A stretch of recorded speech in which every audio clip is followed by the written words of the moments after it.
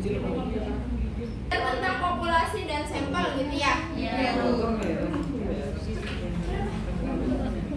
Nah, kalau kita mengambil data populasi semuanya diambil, namanya apa kan?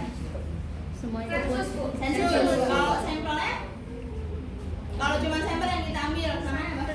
Sampling. Sampling. Lupa ya. Banyak Nah, lupa. kan? Nah, kenapa kita harus sampling gitu?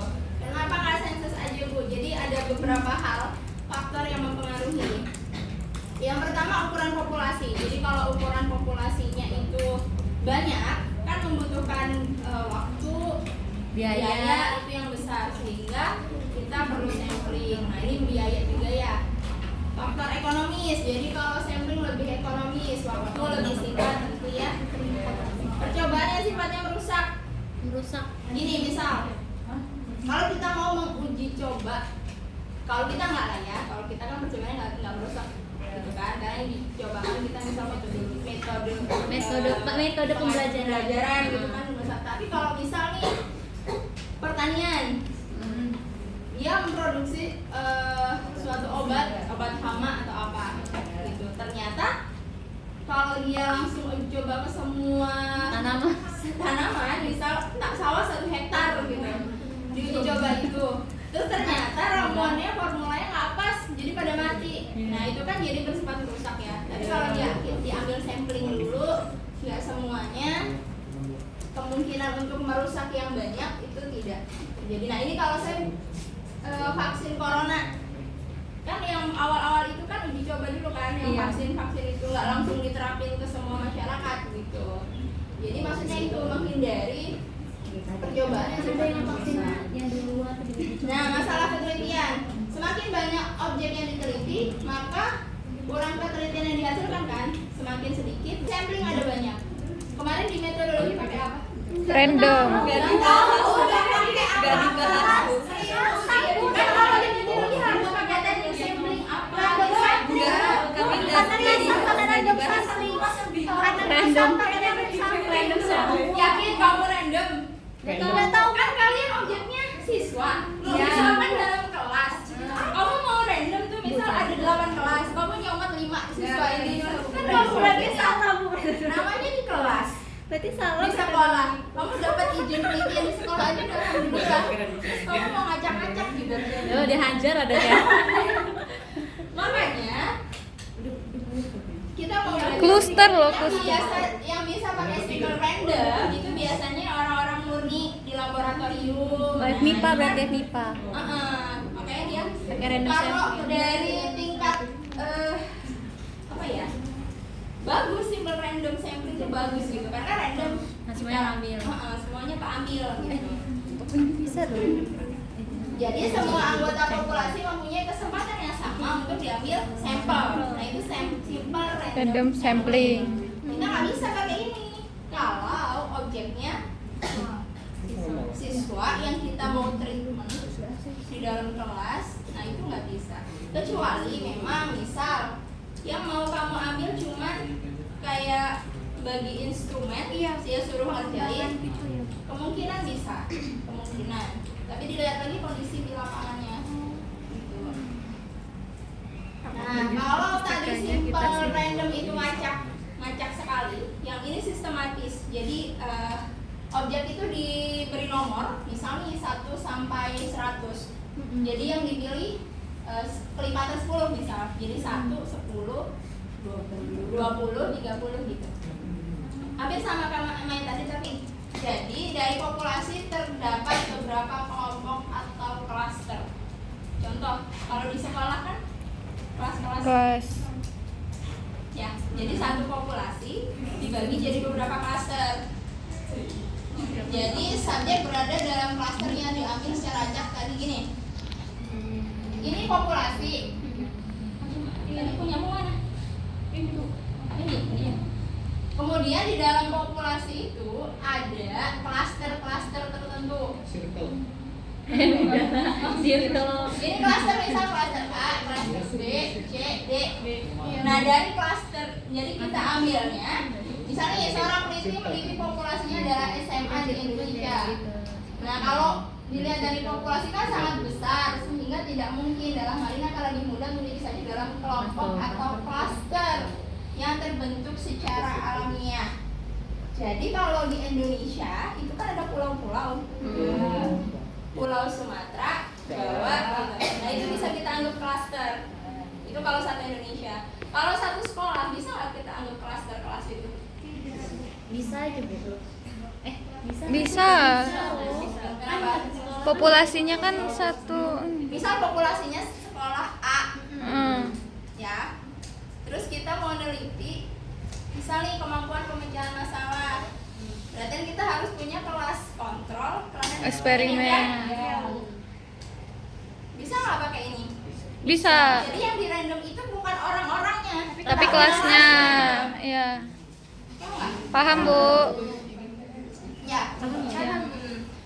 Tapi kembali lagi nanti dosen kalian menganggap itu klaster. Kalau soalnya di dosen kami juga terjadi perdebatan itu masuk klaster random sampling atau bukan. Jadi tergantung lagi ke pembimbing ya.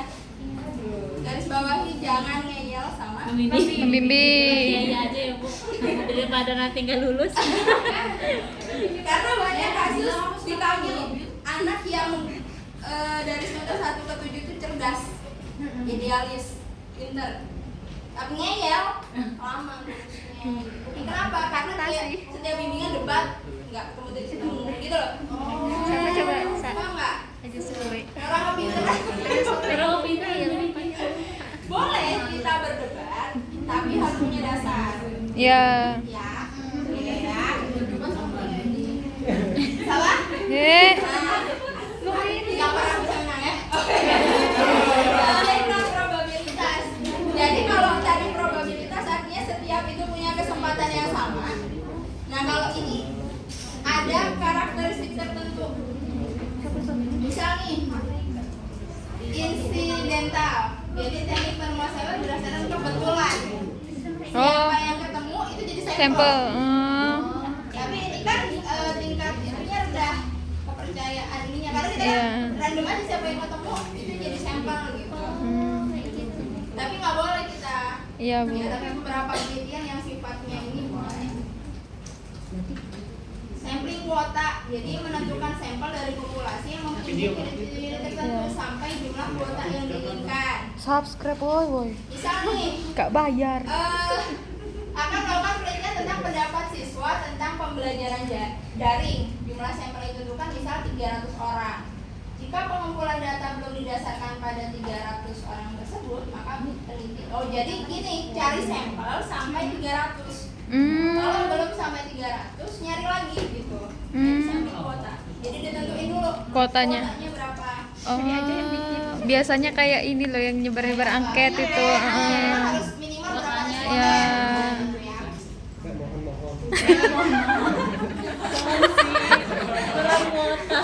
Kurang 10 lagi gitu kan. Nah, purposif teknik penentuan sampel dengan pertimbangan tertentu. Nah, di pendidikan ini juga sering dipakai. Iya. Juga kuota juga. Cluster tadi loh sama ini. Sering ya? Jadi responden yang didapat menjadi sampel itu ada kriteria tertentunya. Misal kalau ini adalah mahasiswa strata 1 pada perguruan tinggi. Nah kalau di pendidikan biasanya, kalau di SMA itu kan ada kelas unggulan ya. Iya Ya. reguler. Reguler. Nah kalau kita tentuin kriteria harus kelas reguler, berarti unggulannya nggak masuk. Ya. Atau misal Ada kriteria. kita tentuin bahwa kemampuan awal setiap kelas itu harus sama atau diajar oleh guru yang sama. Nah itu purposif, jadi harus kriterianya jelas. Kenapa diajar oleh guru yang sama? Kalau diajar guru yang sama, berarti kan sebelum kita kasih treatment, dia treatmentnya sama kan? Iya. Gurunya sama. Iya. Paham? Paham. Bu. Ya, ya. Dan ini bisa dibaca lagi. Baca teman-teman. Samping jenuh udah sendiri. Sampling jenuh tuh gini. Jenuh banget. Kalau populasinya kecil, ya, jadi jika jumlah anggota populasi relatif sedikit, kurang dari 30, artinya semua populasi Jadi sampel. jadi semua anggota Uji sampel. Sampling jenuh. Nah, Snowball. sampling biasanya ini tuh penelitian yang kualitatif. Oh. Kualitatif tuh gini, misal nih awal kita nentuin cuman mau wawancara 2 orang. Ternyata data yang didapat dari 2 orang kurang, sehingga kita nyari sampel lagi. Jadi 4 kurang. Nyari lagi. Kamu tahu snowball kan? Ya, makin gede, makin gede, makin gede. Makin dia berguling semakin Makin besar, ya. Nah itu maksudnya. Snowball, snowman. Next. Udah. Sama-sama. Oke. Belum itu. Beda. Oke. Baik. Nah, berarti kan kalau kalian udah nyusun proposal, udah nentuin hipotesis penelitian kan? Ya. Apa, Bu? Hipotesis penelitian bab berapa? Bab 3.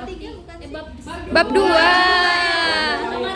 Oh, uji hipotesisnya yang bab 3. Jadi kalau hipotesis penelitian itu setelah kita kajian teori, ya kan? Setelah kajian teori, kita bisa merumuskan hipotesis. Nah, hipotesis penelitian itu jawaban sementara asumsi dugaan terhadap masalah penelitian. Jadi jawaban dari rumusan masalah. Bab 1 kan ada rumusan masalah. Iya. Dijawab oleh hipotesis penelitian setelah melakukan kajian teori, gitu kan? Iya. Teorinya begitu. Oh ya, paham, Bu. Nah, yang mau kita uji di statistik dari hipotesis penelitian nanti akan ada uji hipotesis statistik. Nah, itu yang akan diuji untuk menjawab hipotesis penelitian. Paham sampai sini? Paham, Bu. Oke. Ini udah mulai ada saya. Ya, Bu. Mulai fokus. Jadi yang diuji itu adalah nilai-nilai parameter populasi. Kemarin kan kita sudah belajar kalau dia X itu untuk apa? Sampel ya? Ya. Rata-rata sampel kan X bar. X bar. Kalau rata-rata populasi apa? Mu. Ini namanya statistik. Ini namanya parameter. Oh. Kalau di populasi parameter, kalau di Oh, statistik. Jadi yang mau kita uji itu nilai-nilai parameter kita di sini-nya di populasi itu seperti apa. Kalau rata-ratanya sampel kan gampang dihitungnya, ya kan? Jadi yang kita gunain dari sini, kita mau uji apakah berlaku di sini gitu. Tahu nggak maksudnya? Ya, pakai uji hipotesis. Gitu. Duduk. Jadi yang diuji adalah nilai-nilai parameter. Begini. Kok jadi warna-warni gini? Nah, gini. Jadi ada 2 kemungkinan hipotesis penelitian kita diterima atau ditolak. Bukan hipotesis benar atau salah ya, ingat. Bukan benar atau salah. Kalau misalnya, waduh hipotesis saya ditolak, berarti penelitian saya salah dong. No. Jangan sampai kalian memanipulasi data sehingga hipotesisnya diterima. Itu melanggar kode etik Penelitian. ya. Ya, Bu. Banyak. Gak cuma 1-2 mahasiswa kayak gitu. Dosa. Iyalah, Mas. Iya. Ya dosa ya, ketika udah dicetak jadi skripsi dibaca beratus-ratus orang, dosanya ngalir. Iya. Iya Nyebut benar. dia. Saya juga tadi itu ya. Karena banyak hasil yang kayak gitu. Jadi ingat bahwa bukan benar salahnya hipotesis, tapi Tetep aja. diterima atau ditolaknya. Jadi apapun hasilnya dijabarin. Alasannya kenapa, bahasannya gimana gitu. Tapi nggak apa-apa ya, Bu, walaupun hipotesis nggak Saya sesuai. S1 nggak diterima. Buat ibu saya analisis kemampuan komunikasi matematis dan self concept. Self concept itu konsep diri. Kalau komunikasinya meningkat, tapi self conceptnya enggak, gitu. Nah saya jabarin kenapa nggak meningkat. Karena penelitiannya kan relatif singkat. Sedangkan self concept itu kan faktor afektif dalam diri orang, nggak bisa berubah dalam waktu cepat. Iya. Cari itu teorinya yang mengatakan bahwa self concept bisa berubah dalam waktu yang relatif lama, gitu. Wah, susah Jadi juga. jangan memanipulasi data. No. nggak Ya sih, boleh. kalau dalam ini juga bener ya. Nah nih, jadi, aduh, kekeliruan. Ini bacanya begini. Benar ketika hipotesis benar, lalu hipotesis diterima. itu benar. Hipotesisnya salah tapi diterima itu kesalahan. Gini, ini kan hipotesisnya. Hipotesis benar, diterima hipotesis benar. Hipotesis salah, diterima kan keliru. Oh iya. Hipotesisnya ini salah. Salah, harusnya ditolak. Itu namanya kekeliruan. Menolak hipotesis yang udah benar, tapi ditolak. Salah. Aneh. Keliru juga kan? Kalau udah salah Menolak ditolak. hipotesis yang salah, benar toh? Benar. Oh gitu. Nah, itu bacanya begitu. Nah, ini Iya. akan berhubungan dengan nilai alfa atau taraf signifikansi. Nilai alfa nggak pernah masuk. Apa? Jadi keliruan tipe 1 ini itu namanya alfa. Kemarin saya udah ngejelasin ya. Alfa kalau di pendidikan berapa persen? Tadi 0,05 atau 95%, 5%. 0,05. Atau 0,05. Iya. Berarti taraf kepercayaannya berapa? Taruh 95%. 95%. Nah, ini namanya alfa nih. Menolak hipotesis yang menolak hipotesis yang benar.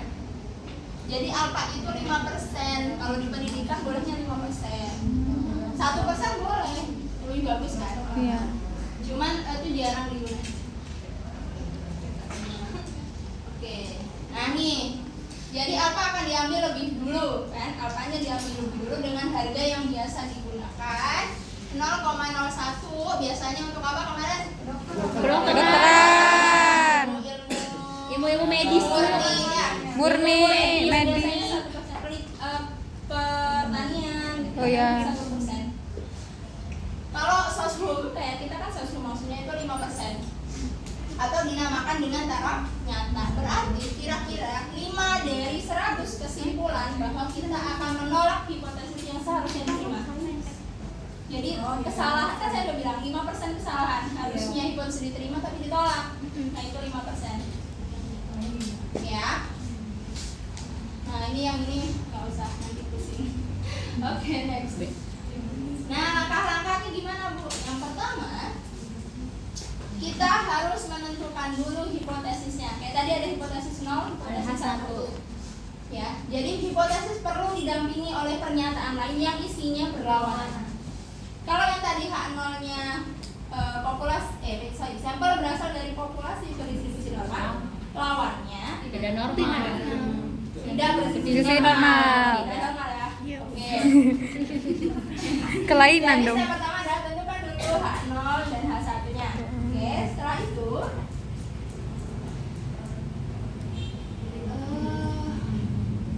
oke, udah. Dipilih bentuk statistik mana yang digunakan. Jadi setelah udah dapat hipotesisnya, kita pilih statistik mana. Artinya kita mau pakai uji apa gitu.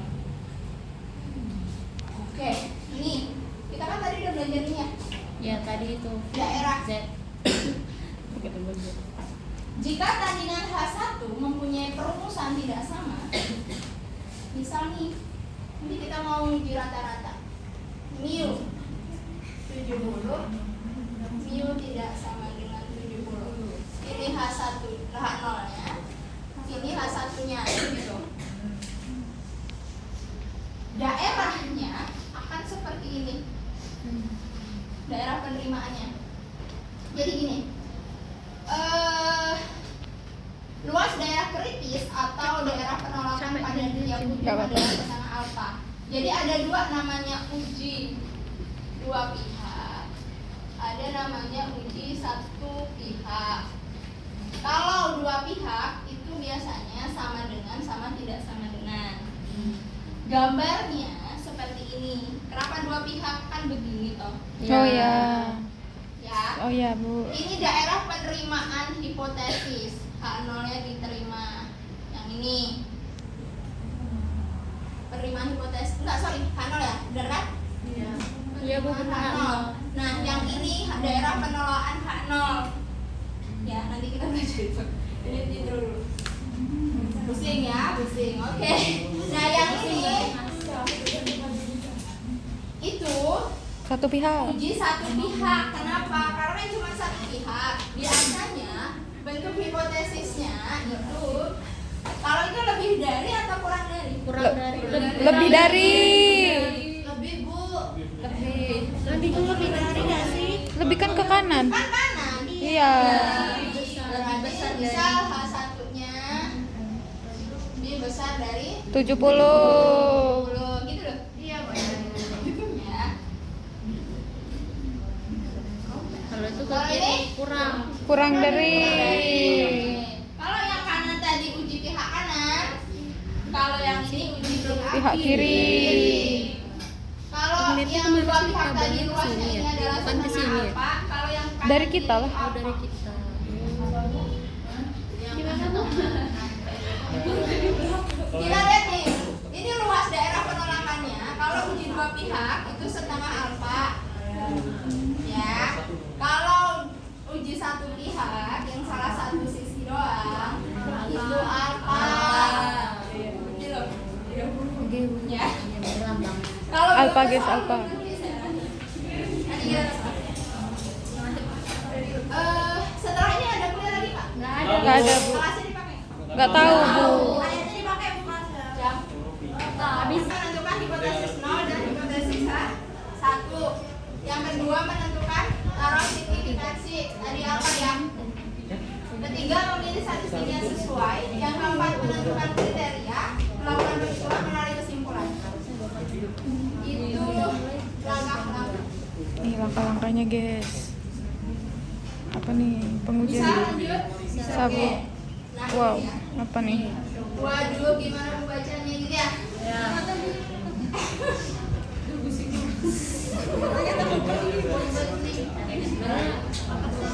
Nanti kalau udah jadi nggak pusing. Oke, saya jelasin. Jadi kita akan menguji rata-rata. Jadi misal kita punya sampel rata-ratanya kita dapat 70 misal usia dengan standar deviasinya berapa? Kita mau menguji apakah rata-rata di sampel itu dengan kriteria tertentu berlaku ke populasi. Kalau yang ini sigma populasinya diketahui pakainya ini, tapi kebanyakan kita kan nggak tahu ya populasinya sigmanya berapa. Nah biasanya yang dipakai ini yang namanya uji T. Oh, Tapi ini satu sampel, nanti kalau dua sampel beda lagi. Ini satu sampel, misal satu kelas sampelnya. Oh, Itulah namanya uji T gitu loh. iya, Bu. Kan? Ini hipotesisnya yang sebelah sini nih. Ini hipotesis, ini yang dua pihak. Ini dua pihak. Itu satu pihak. Itu satu pihak. Ini dua pihak, ini satu pihak. Pihak, ya. Satu pihak. Ini kriterianya. Jadi H0 nih. Kalau pakai yang ini H0 ditolak jika T. Nah, nanti ada namanya tabel T. Bagaimana tabel T? Ya. Jadi H kan ada namanya Tabel T. Pusing lagi ya, pusing. Oke. Ini nggak perlu dicatat, nanti saya kirim. Iya, Bu. Di sejarah juga ada. Asbabul nuzulnya gimana ya bisa nggak ada? Kita bahas satu-satu. Yang pertama, uji hipotesis rata-rata variansi populasinya diketahui, sigmanya diketahui. Kita bisa hitung, kita bisa uji rata-rata, kita pakai Z. Tapi kalau sigma dan rata-rata nggak diketahui dari populasi, kita punyanya data sampel pakai T. Ingat ya? Iya, Bu. Sampel T. Kalau misalnya Ini kalau variansi populasi atau Tuh. sigmanya diketahui pakai Z. Z, kalau tidak Kalau diketahui. cuma diketahui rata-rata dan standar deviasi dari sampel, itu pakainya uji T. Makanya kamu sering dengar kan uji T. Iya. Yang kita dapatkan data sampelnya. Oke, next. Ini yang tadi ya. Ini yang tadi yang daerah penerimaan tadi loh. Oh iya, itu yang satu pihak, dua pihak itu nah. Nah, ini hipotesisnya. Yang ini uji berapa? Uji yang A uji dua pihak atau satu pihak? Dua. Yang B Satu kanan. apa kiri? Kanan. Yang C Kiri. Nah, ini yang saya bilang tadi. Ketika nilai Z